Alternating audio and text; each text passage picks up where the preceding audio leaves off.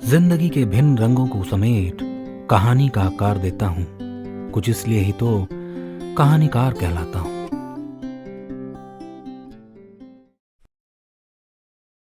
मित्रों, हमारी कहानियां सुनने के लिए हमारा चैनल सब्सक्राइब जरूर करें और याद रहे बेल आइकॉन दबाना ना भूलें।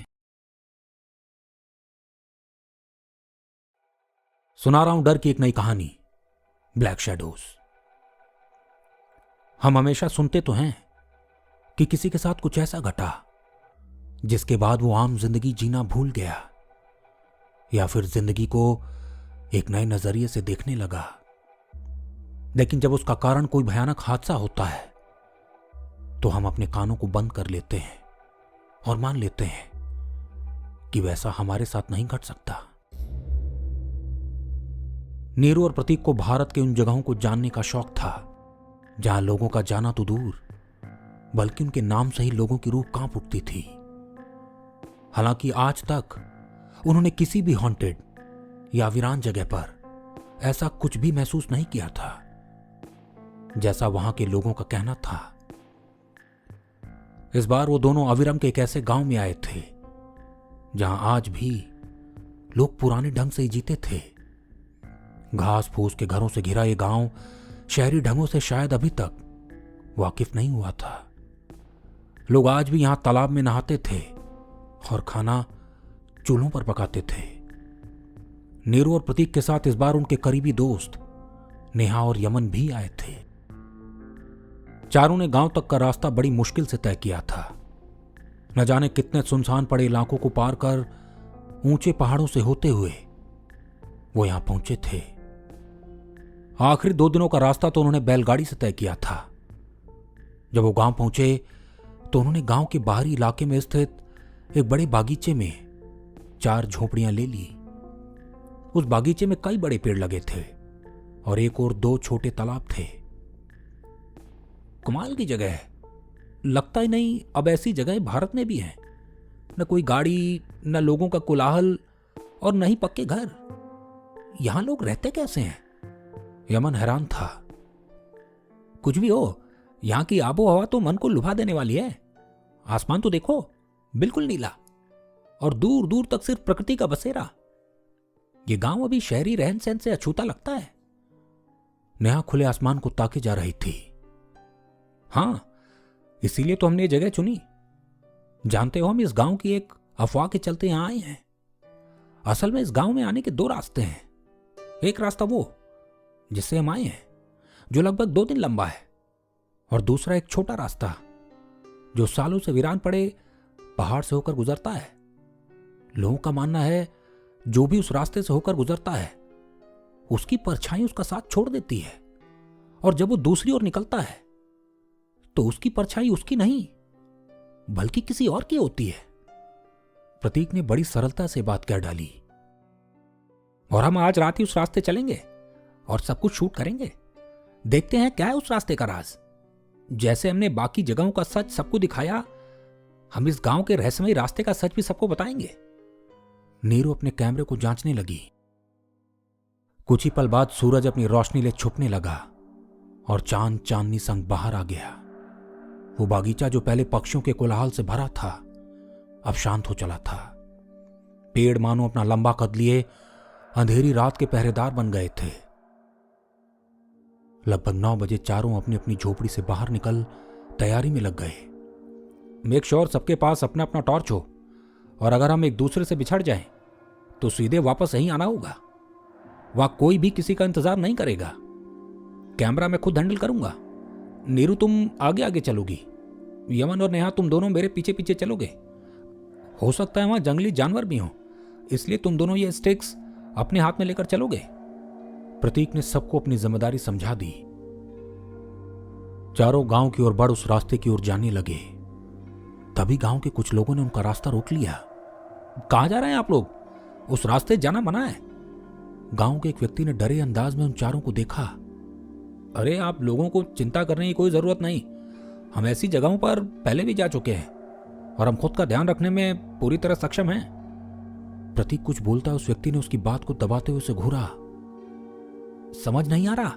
वहां जाओगे तो सिर्फ मौत को पाओगे, फिर वापस इस जिंदगी लौट कर नहीं आ पाओगे। वो सामने की झोपड़ी देखो, कुछ साल पहले वहां रहने वाले 2 लोग इस ओर गए थे। जब आए तो उनकी परछाई अजीब सी थी, वो उनकी परछाई थी ही नहीं। फिर हर रात उनकी झोपड़ी से अजीब सी आवाजें आने लगी और कुछ दिनों बाद वहां खून से भरी बाल्टी मिली और वो दोनों हमेशा के लिए गायब हो गए। देखिए, हम सब इस अफवाह के चलते यहाँ आए हैं और हम अपनी मर्जी से जाना चाहते हैं, तो आप लोगों से गुजारिश है आप किनारे हो जाएं और हमें जाने दें। सुबह तक आप सबके सामने हम इस रास्ते का सच रख देंगे। प्रतीक आगे बढ़ने लगा। नीरू, नेहा और यमन भी उसके पीछे बढ़ गए। गांव के लोग अपनी फटी आंखों से उनको उस ओर जाते देखते रहे, मानो वो उनको उस रास्ते के सच से पहले ही आगाह कर देना चाहते थे। चारों जब उस रास्ते के करीब पहुंचे तो पाया आगे का रास्ता लंबे पेड़ों से घिरा है और सामने पहाड़ है। यार, मुझे थोड़ा अजीब लग रहा है, आगे का रास्ता बेहद डरावना है। आर यू पीपल श्योर हमें आगे जाना चाहिए? नेहा के कदम रुक से गए। हम इससे भी डरावनी जगहों पर जा चुके हैं, सो रिलैक्स। हमें बस सीधे चलना है और कोशिश करनी है हम सब साथ में रहें। प्रतीक ने अपना टॉर्च आगे कर लिया। चारों उस पहाड़ की ओर बढ़ने लगे।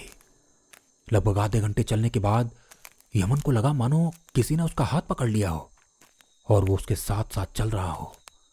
उसको लगा वो उसका वहम है, पर जब उसने खुद के साथ चलती एक परछाई देखी तो डर में सहम गया। कोई है मेरे साथ, ये देखो उसकी परछाई, वो चिल्लाने लगा। सबने जब टॉर्च उस ओर किया तो पाया नीचे जमीन पर जो परछाई है वो यमन का हाथ पकड़े खड़ी है। प्रतीक ने अपना कैमरा उस ओर कर लिया, लेकिन कैमरे में सिर्फ यमन ही दिख रहा था। उनको अपनी आंखों पर यकीन नहीं हो रहा था।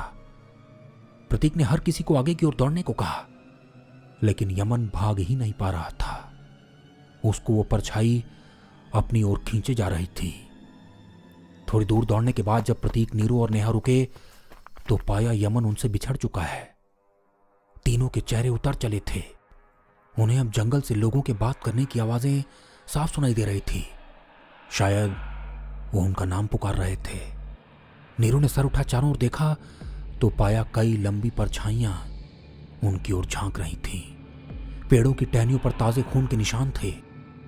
हम फंस चुके हैं, यहां कुछ गड़बड़ है। नीरू पर डर हावी हो चुका था। डरते हुए जब उसने नेहा की ओर देखा तो उसकी चीख निकल गई। नेहा नीचे जमीन पर रेंग रही थी।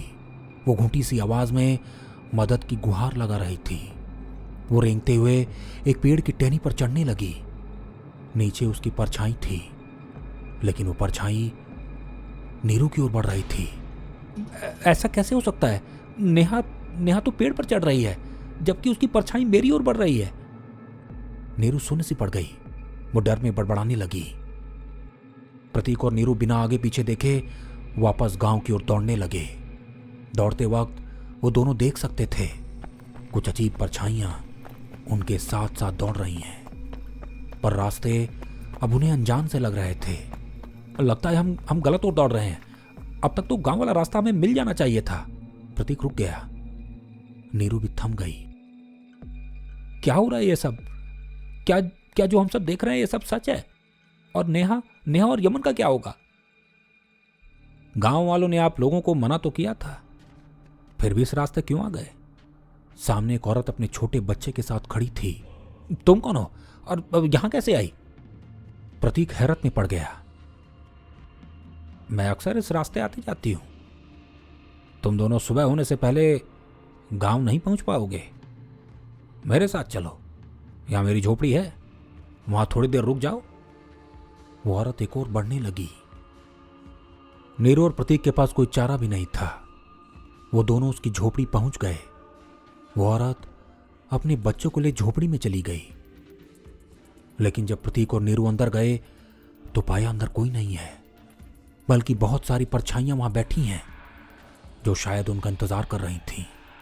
उन परछाइयों में कुछ परछाइयां मानव कंकाल की तरह थी तो कुछ जानवरों की तरह। वो सारी परछाइयां अजीब सी आवाजें लिए उन दोनों पर टूट पड़ी। प्रतीक और नीरू किसी तरह खुद को बचा बाहर भाग आए और जब वो दोनों गांव तक पहुंचे तो सुबह हो चली थी। लगभग आधा गांव वहां खड़ा था। सब के सब प्रतीक और नीरू को देख आपस में बातें करने लगे। कुछ लोगों ने तो बच्चों की आंखें भी ढक दी। प्रतीक सबके चेहरों को देख परेशान हो गया। सबकी आंखें नीचे की ओर थी। जब उसने नीचे की ओर देखा तो पाया उसकी परछाई उसकी नहीं बल्कि एक बूढ़े व्यक्ति की थी जो लाठी लेकर चल रहा था। वहीं नीरू की परछाई एक बेहद लंबी लड़की की थी जो झुककर चल रही थी। कुछ देर बाद यमन और नेहा भी आ गए। यमन की परछाई में कोई उसका हाथ पकड़े चल रहा था। वहीं नेहा की परछाई में कोई खुद को नीचे घसीटता चल रहा था। कुछ दिनों तक वो चारों गांव के बाहर की झोपड़ी में रहे और फिर गायब हो गए। उनका पता किसी को नहीं। उनकी झोपड़ी में सिर्फ एक बाल्टी मिली जो खून से भरी थी। कहा जाता है उस रास्ते पर पहले घना जंगल था जहां अनेकों जानवर रहते थे और उनकी रखवाली को कुछ ऐसे लोग जो जादू टोना जानते थे। जब शहर से कुछ लोग यहां आए तो जानवरों का शिकार करने लगे। तब लोगों ने उन्हें बचाने की कोशिश की तो उन्हें मार दिया गया। सबका मानना है यह उन्हीं लोगों की परछाई है जो आज तक उस जगह पर विराजमान है। जो भी उस तरफ जाता है वो उसकी परछाई को अपनी परछाई बना लेते हैं और उन्हें हमेशा के लिए वहीं कैद कर लेते हैं। इसी के साथ मैं इस कहानी और अपनी वाणी दोनों को विराम देता हूं। मित्रों, यदि यह कहानी आपको पसंद आई तो इसे लाइक और शेयर जरूर करें और हां, हमारे चैनल को सब्सक्राइब करना और बेल आइकन दबाना ना भूलें। आप हमें फेसबुक पर सुधांशु राय ऑफिशियल और इंस्टाग्राम पर कहानीकार सुधांशु राय से फॉलो कर सकते हैं और मेरे साथ जुड़े रह सकते हैं।